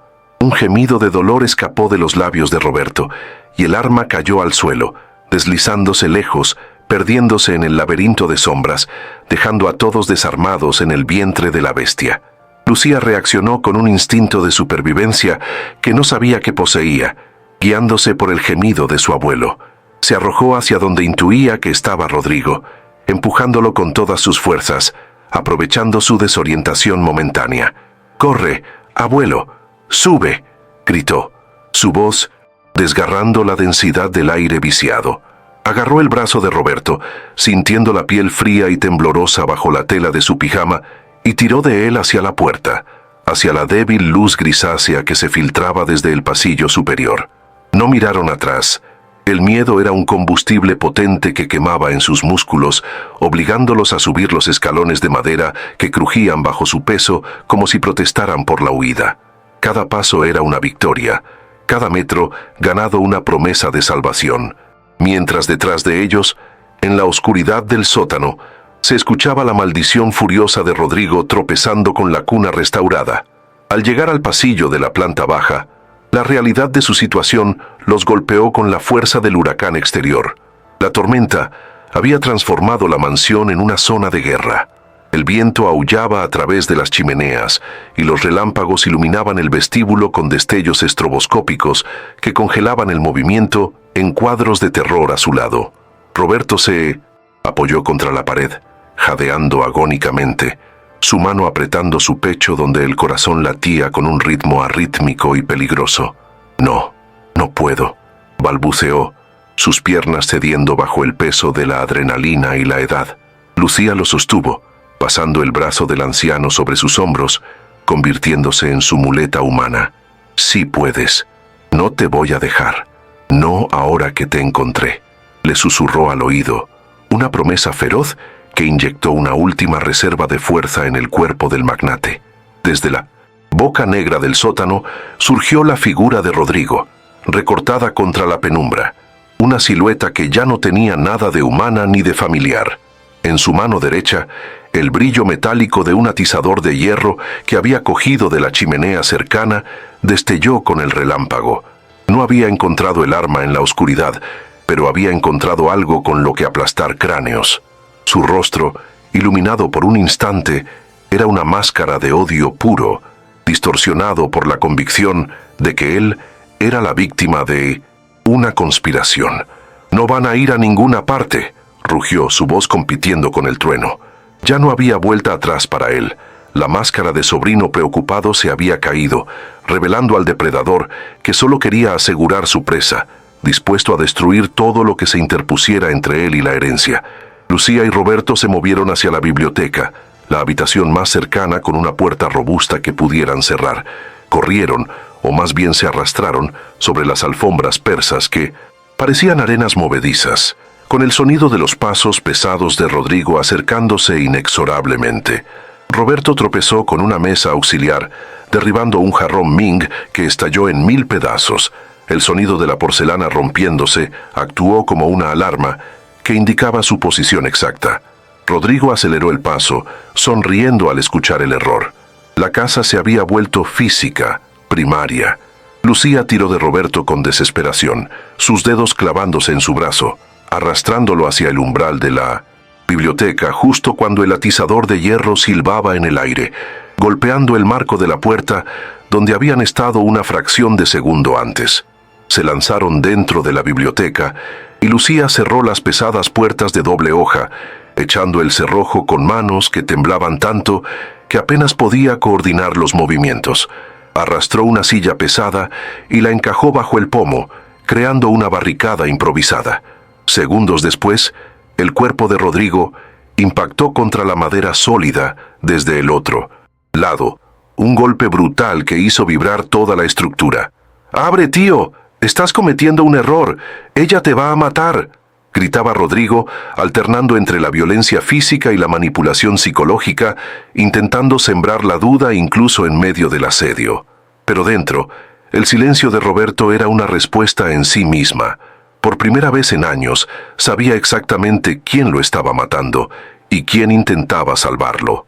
Roberto se deslizó hasta el suelo, apoyando la espalda contra una estantería llena de enciclopedias, su respiración sonando como un fuelle roto. Su rostro estaba pálido, cubierto de un sudor frío y pegajoso. La crisis cardíaca, largamente anunciada por sus médicos, estaba llamando a la puerta con más insistencia que su sobrino. Lucía se arrodilló a su lado, buscando desesperadamente en los bolsillos de su bata, esperando encontrar un inhalador o pastillas de nitroglicerina, pero estaban vacíos. «Tranquilo, respira conmigo», le rogó, acariciando su rostro canoso, tratando de transmitirle calma en medio del apocalipsis. Roberto la miró con ojos vidriosos y en medio del dolor esbozó una sonrisa débil. «¿Te pareces tanto a ella?», susurró, ignorando los golpes en la puerta, eligiendo enfocarse en la cara de su nieta como su último ancla a la vida. Al otro lado, Rodrigo dejó de golpear la puerta, dándose cuenta de que la fuerza bruta tardaría demasiado. El silencio repentino fue más aterrador que el ruido. Se escucharon sus pasos alejándose rápidamente por el pasillo de mármol. «¿Se fue?», preguntó Roberto con esperanza ingenua. Lucía negó con la cabeza, sus ojos escaneando la habitación en busca de una salida o un arma. No, está buscando otra forma de entrar, o algo peor. Sabía que la biblioteca tenía otra entrada a través de la terraza acristalada, y que los cristales no resistirían ni el viento ni la furia de Rodrigo. Tenían que moverse, no podían quedarse allí esperando a ser acorralados como ratas en una trampa de lujo. Lucía ayudó a Roberto a ponerse de pie nuevamente, ignorando sus protestas de que lo dejara allí. «Somos los Montalvo», le dijo con firmeza, usando el apellido como un escudo y una exigencia. «Y los Montalvo no se rinden en su propia casa». Esa frase encendió una chispa de orgullo en los ojos del anciano. Ver su propio carácter reflejado en esta chica desconocida le dio una extraña energía. Se apoyó en su bastón, que había logrado conservar, y asintió. Avanzaron hacia la puerta de la terraza, decididos a salir a la tormenta si era necesario para rodear la casa y llegar al coche o a la carretera. La lluvia golpeaba los cristales como metralla, advirtiéndoles que el exterior era tan hostil como el interior. Justo cuando Lucía ponía la mano en el pomo de la puerta de cristal, un relámpago iluminó el jardín y reveló una figura parada afuera, bajo la lluvia torrencial. Rodrigo había salido por la puerta principal para interceptarlos desde la terraza. Sostenía una piedra grande del jardín en sus manos, y antes de que pudieran reaccionar, la lanzó con una fuerza salvaje. El cristal de la puerta estalló hacia adentro en una lluvia de fragmentos afilados y viento helado. La tormenta irrumpió en la biblioteca, haciendo volar papeles y apagando la lámpara de pie que parpadeaba en la esquina. El caos sensorial era absoluto. Viento, lluvia, oscuridad y el sonido de los cristales crujiendo bajo las botas de Rodrigo, que entraba en la habitación como un verdugo empapado. «¡Atrás!», gritó Lucía, empujando a Roberto detrás de un escritorio masivo de roble. Rodrigo entró, el agua goteando de su traje arruinado, sus ojos buscando movimiento en las sombras. Ya no gritaba, ya no fingía. Caminaba despacio, con el atizador de nuevo en la mano. Lo había recuperado o traía otro objeto contundente, disfrutando del poder de la casa. «Podríamos haberlo hecho fácil, tío», dijo con voz calmada, casi triste, lo que lo hacía aún más aterrador. «Un asilo elegante, visitas los domingos, pero tuviste que ponerte sentimental». Golpeó una pila de libros con el hierro, haciéndolos volar. Roberto, agazapado, buscó en los cajones del escritorio algo, cualquier cosa. Sus dedos rozaron un abrecartas de plata con el filo afilado. Lucía, viendo que Rodrigo se acercaba al escritorio, decidió que no podía esperar a ser descubierta. Cogió un pesado busto de bronce de Beethoven de una estantería y lo lanzó hacia el otro lado de la habitación, hacia la sección de historia. El ruido metálico contra el suelo atrajo la atención de Rodrigo instantáneamente. Se giró hacia el sonido, dándoles unos segundos preciosos. «Corre hacia el vestíbulo», susurró Lucía, empujando a Roberto hacia la puerta principal de la biblioteca, la que habían bloqueado antes. Quitaron la silla con el mayor silencio posible, pero el arrastre de madera alertó a Rodrigo. «¡Allí!», gritó, girándose y corriendo hacia ellos, saltando sobre el escritorio como un animal poseído. Lograron salir al pasillo justo cuando Rodrigo se estrellaba contra el marco de la puerta, sus dedos rozando la chaqueta de Lucía. Corrieron hacia el vestíbulo principal, un espacio abierto y vasto, dominado por una gran escalinata doble. El suelo de mármol estaba resbaladizo por el agua que entraba por las ventanas rotas, convirtiendo cada paso en un riesgo mortal. Roberto resbaló, cayendo pesadamente sobre su cadera, un grito de dolor resonando en la bóveda del techo. «¡Vete!», gritó desde el suelo, blandiendo el abrecartas, ridículamente pequeño contra la figura que se acercaba. «Es a mí a quien quiere». Rodrigo se detuvo a unos metros, riendo sin humor, recuperando el aliento. «No, tío, a ti te necesito vivo. Un poco más, para firmar. A ella es a la que no necesito». Lucía se detuvo a mitad de la escalera. Miró hacia abajo, viendo a su abuelo en el suelo y al monstruo avanzando hacia él. El miedo desapareció, reemplazado por una claridad fría. No había venido hasta aquí para ver morir a su familia. Recordó la disposición de la casa, recordó el panel de control de la electricidad que había visto cerca de la entrada de servicio, pero estaba demasiado lejos. Sus ojos se posaron en la lámpara de araña gigantesca que colgaba justo encima de Rodrigo, oscilando peligrosamente por las corrientes de aire. La cuerda de sujeción estaba amarrada a un gancho en la barandilla del segundo piso, cerca de donde ella estaba. Era una locura, una idea de película, pero era lo único que tenía. Rodrigo levantó el atizador sobre la cabeza de Roberto, dispuesto a golpearlo para incapacitarlo. «Firma los papeles de incapacidad mañana, y te prometo que la enterraremos con dignidad», siseó. Roberto escupió a los pies de su sobrino. «Prefiero morir de pie que vivir de rodillas ante ti». Rodrigo, enfurecido por el gesto, tensó los músculos para el golpe final. Arriba, Lucía corrió hacia el gancho de la lámpara, sus manos luchando con el nudo marinero complejo que aseguraba la estructura de media tonelada de cristal, y... «¡Bronce! ¡Rodrigo!», gritó ella desde la altura, su voz resonando con autoridad imperial. Él alzó la vista, sorprendido, justo cuando ella lograba soltar el primer bucle de la cuerda. El nudo cedió, pero la cuerda se atascó, oxidada por el tiempo. La lámpara descendió bruscamente 1 metro, y se detuvo con un chirrido metálico, oscilando violentamente pero sin caer. Rodrigo vio la intención y soltó una carcajada nerviosa, dando un paso atrás, fuera de la zona de impacto directo. «Buen intento. Ratita, pero en la vida real las trampas fallan». Dejó a Roberto en el suelo y comenzó a subir las escaleras lentamente, golpeando el atizador contra la barandilla, marcando el ritmo de su ascenso.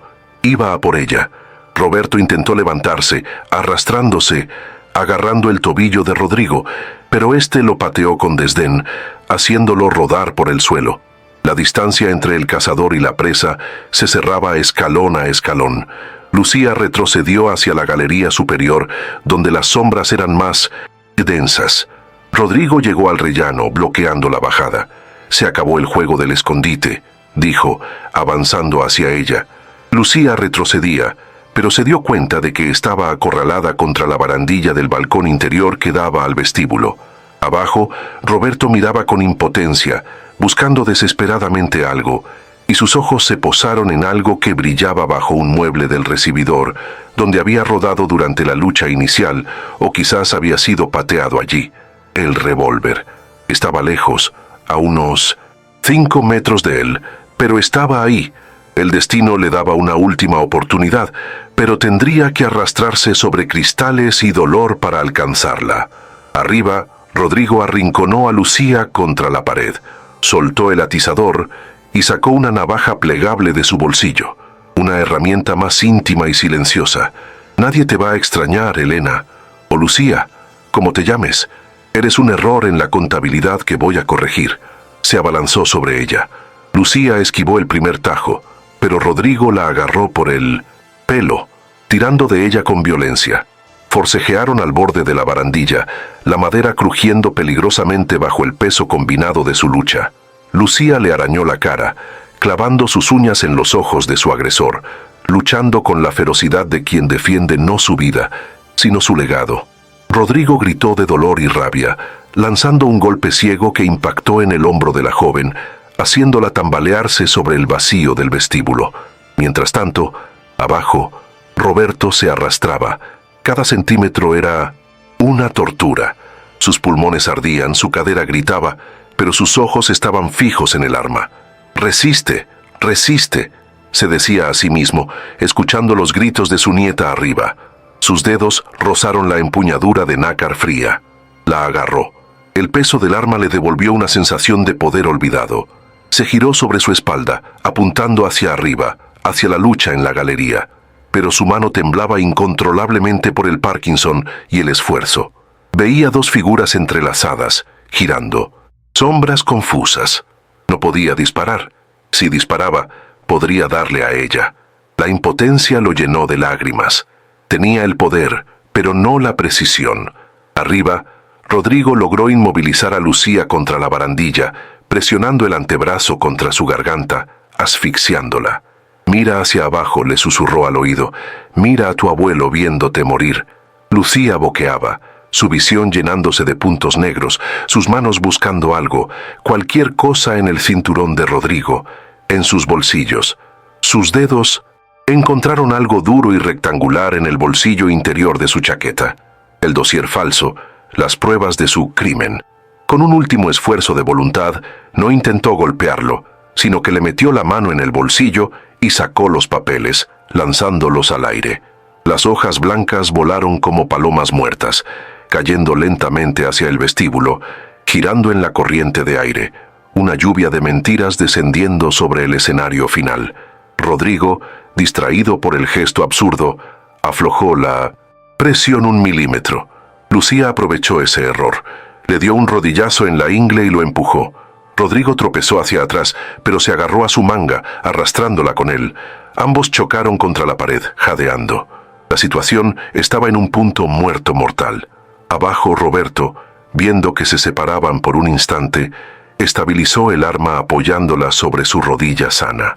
Respiró hondo, conteniendo el aire y el temblor, rezando a un Dios en el que no creía para que guiara su mano. Arriba, Rodrigo se recuperó y levantó la navaja para el golpe final. «¡Adiós!», gritó. Y entonces el trueno final de la noche no vino del cielo, sino del suelo del vestíbulo. El estallido del disparo resonó en el vestíbulo cavernoso como el chasquido de un látigo divino. Un sonido seco y definitivo que cortó el aire y detuvo el tiempo en seco. La bala no encontró el pecho de Rodrigo, como Roberto había temido en su temblorosa incertidumbre, sino que impactó con violencia quirúrgica en su hombro derecho, justo en la articulación que sostenía el brazo armado con la navaja. El impacto hizo girar el cuerpo del ejecutivo sobre sí mismo, arrancando un grito de sorpresa y dolor que se mezcló con el eco metálico del casquillo golpeando el mármol. La navaja salió despedida de su mano entumecida, volando por encima de la barandilla y cayendo al vacío, aterrizando con un tintineo inofensivo lejos de su alcance. Rodrigo se desplomó contra la pared de la galería, agarrándose el hombro sangrante, su rostro, antes una máscara de arrogancia, ahora contorsionado por el shock de su propia vulnerabilidad física. Lucía, liberada repentinamente del agarre mortal, se apartó jadeando, arrastrándose por el suelo de madera de la galería hasta alejarse del hombre herido. Miró hacia abajo, a través de los barrotes de la barandilla, y vio a su abuelo tendido en el suelo del vestíbulo, con el revólver aún humeante en la mano, el cañón apuntando hacia el techo como un dedo acusador. Roberto tenía los ojos desorbitados, el pecho subiendo y bajando en espasmos violentos. No sabía a quién había dado, si había salvado a su nieta o si acababa de cometer el error más trágico de su vida. «Lucía», gritó con una voz que era un lamento desgarrador, una súplica lanzada al vacío esperando una respuesta. «Estoy bien», respondió ella desde arriba, su voz quebrada pero viva, y esas dos palabras fueron el bálsamo que evitó que el corazón del anciano se detuviera en ese mismo instante. Rodrigo, sentado en el suelo con la espalda contra la pared, miraba la sangre oscura que manaba entre sus dedos, manchando su camisa de seda blanca y su traje italiano. La realidad de la situación comenzaba a filtrarse a través de la neblina del dolor. Había perdido. No solo la pelea física, sino la guerra psicológica. Levantó la vista hacia Lucía, que ahora se ponía de pie temblorosa, y luego hacia Roberto abajo.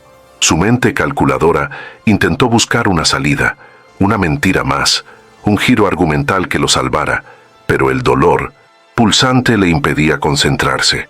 «Estás loco, viejo», siseó con dificultad, escupiendo saliva sanguinolenta.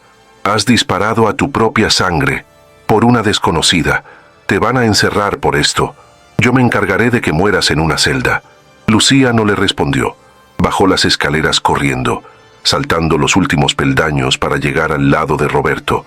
Se arrodilló junto a él, apartando el arma suavemente de su mano rígida y abrazándolo con una fuerza desesperada. Roberto se aferró a ella, hundiendo la cara en su hombro, sollozando sin control, liberando años de tensión acumulada. «Perdóname, perdóname», repetía una y otra vez, no solo por el disparo, sino por cada carta no leída, por cada año de ausencia, por haber creído las mentiras. En ese abrazo, en medio de los cristales rotos y el agua de lluvia que inundaba el vestíbulo, se selló el verdadero pacto familiar, una alianza forjada en fuego y redimida por la pólvora. Pero la amenaza aún respiraba. Rodrigo, impulsado por una mezcla de odio puro y la negación de su derrota, intentó ponerse de pie en la galería, tambaleándose peligrosamente. Con su brazo bueno, buscó en su chaqueta y sacó su teléfono móvil, marcando frenéticamente con dedos manchados de sangre. «Policía, me han disparado. Mi tío se ha vuelto loco», gritó al aparato, intentando crear una narrativa final donde él era la víctima. Roberto, escuchando la voz de su sobrino, levantó la cabeza. La debilidad había desaparecido de sus ojos, reemplazada por una claridad fría y dura como el diamante. Con la ayuda de Lucía se puso de pie, recogiendo uno de los papeles del dossier que Rodrigo había traído y que ahora yacían esparcidos y mojados a sus pies. «Deja de actuar, Rodrigo», dijo Roberto, su voz amplificada por la acústica del vestíbulo, resonando con autoridad patriarcal. Caminó hacia el pie de la escalera, sosteniendo el papel mojado en alto. «He visto los informes, he visto las fechas. Estas supuestas estafas de Lucía ocurrieron en 1900, fechas en las que tú estabas en esas mismas ciudades de negocios. Eres torpe, sobrino. Tu avaricia te hizo descuidado». Roberto había notado, en la fracción de segundo antes del caos, que los sellos policiales en las fotocopias eran burdas falsificaciones y que las fechas coincidían sospechosamente con los viajes de Rodrigo. La mentira se desmoronaba por su propio peso. Rodrigo se quedó helado con el teléfono en la oreja. El silencio al otro lado de la línea indicaba que la operadora estaba escuchando todo. En ese momento, el sonido de sirenas reales comenzó a crecer en la distancia, acercándose rápidamente a la mansión. Los vecinos, alarmados por los disparos, o quizás por una llamada automática del sistema de seguridad, habían alertado a las autoridades.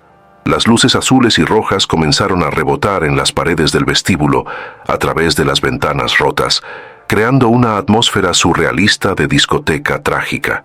Rodrigo vio las luces y supo que su tiempo se había agotado. Dejó caer el teléfono, que rebotó escaleras abajo. Se apoyó en la barandilla mirando a su tío y a su prima con una expresión de vacío absoluto. Ya no había ira, solo la comprensión desoladora de que había apostado todo y había salido con las manos vacías y el cuerpo roto. «Lo hice por la empresa», murmuró Rodrigo, intentando una última justificación patética, su voz perdiendo fuerza. «Tú ibas a dejar que todo se hundiera. Ibas a dárselo a cualquiera. Yo construí ese imperio contigo». Roberto negó, con la cabeza lentamente, con tristeza más que con rabia. «Tú no construiste nada, Rodrigo. Tú solo administrabas mi dinero mientras esperabas que yo muriera. Y lo peor no es que quisieras mi dinero, es que me robaste a mi familia para conseguirlo». Roberto señaló hacia el sótano, hacia el lugar donde la verdad había sido revelada. «Interceptaste las cartas de mi hija. Le dijiste que yo la odiaba. Me dijiste que ella no quería saber de mí. Ese fue tu verdadero crimen. El dinero se recupera. El tiempo no». La puerta principal se abrió de golpe, y un equipo de policías tácticos entró con armas en alto, gritando órdenes, sus linternas cortando la penumbra del vestíbulo. «¡Armas al suelo! ¡Manos arriba!». La escena que encontraron era confusa. Un anciano en pijama sostenido por una joven, ambos empapados, y un hombre herido en el piso superior. Lucía levantó las manos inmediatamente, protegiendo a Roberto con su cuerpo. «Él tiene un arma», gritó Rodrigo desde arriba, intentando una última vez manipular la situación, señalando el revólver que yacía en el suelo, lejos de Roberto. Pero la actitud protectora de Lucía y la dignidad tranquila de Roberto contaban una historia diferente a los ojos entrenados de los oficiales. Uno de los oficiales subió a la galería y esposó a Rodrigo, quien no opuso resistencia, gimiendo de dolor cuando le movieron el brazo herido. Mientras lo bajaban por la escalera, pasando junto a Roberto y Lucía, Rodrigo se detuvo un momento. Sus ojos se encontraron con los de Lucía. Esperaba ver triunfo, burla, venganza, pero en los ojos de ella solo había lástima. Esa compasión fue el golpe final, más doloroso que la bala. Darse cuenta de que para ella, él no era un rival formidable, sino un hombre triste y pequeño, destruyó lo poco que quedaba de su ego. Bajó la cabeza, derrotado, y se dejó llevar hacia la salida, hacia la lluvia y las patrullas que esperaban para llevarlo a un futuro de juicios y celdas. Un paramédico entró para atender a Untersiptas. Roberto, revisando sus signos vitales, preocupado por su palidez y su dificultad para respirar. «Señor Montalvo, ¿necesita ir al hospital?», preguntó el sanitario. Roberto miró a Lucía, que sostenía su mano con fuerza. Miró la casa, que ahora estaba en silencio salvo por el ruido de la lluvia y las radios de la policía. Se sentía agotado, vacío, como si hubiera corrido una maratón de 100 años, pero también se sentía extrañamente ligero. El peso de la paranoia, del miedo a ser asesinado por su propia sombra, había desaparecido junto con Rodrigo. «No», dijo con voz firme, «estoy en casa, y ya no estoy solo». Rechazó la camilla, eligiendo permanecer de pie en su vestíbulo, reclamando su espacio. El sargento a cargo se acercó a tomar declaración, mirando el revólver en el suelo y los papeles mojados. «¿Qué ha pasado aquí exactamente, señor Montalvo?», preguntó, sacando su libreta. Roberto respiró hondo, llenando sus pulmones con el aire frío y limpio que entraba por la puerta abierta. «No», miró al policía, miró a su nieta. «Un intruso intentó robarme lo más valioso que tengo», dijo, y luego puso su mano sobre el hombro de Lucía. «Y ella me salvó. Ella es mi nieta. Ella es de la familia. Todo lo que hay aquí es suyo». Fue la primera vez que la reconoció legal y públicamente. Lucía sintió que las lágrimas volvían a sus ojos, pero esta vez no eran de miedo, sino de un alivio abrumador. La identidad que había ocultado, la verdad que había protegido en el sótano, ahora era la verdad oficial del mundo.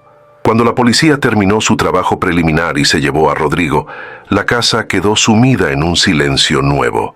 No era el silencio opresivo y aterrador del inicio de la historia, cargado de fantasmas y crujidos sospechosos.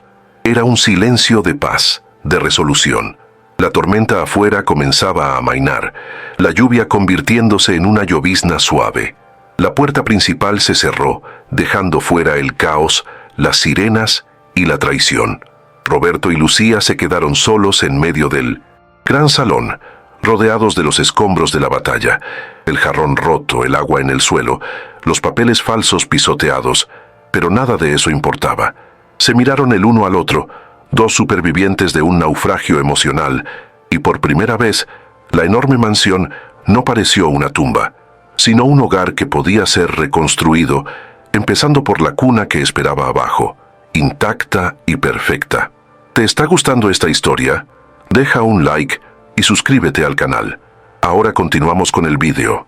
El amanecer, que siguió a la noche de la tormenta, trajo consigo una luz limpia y dorada, que bañó la mansión Montalvo, disipando no solo las sombras de los rincones, sino también la pesadez espiritual que había asfixiado la casa durante décadas.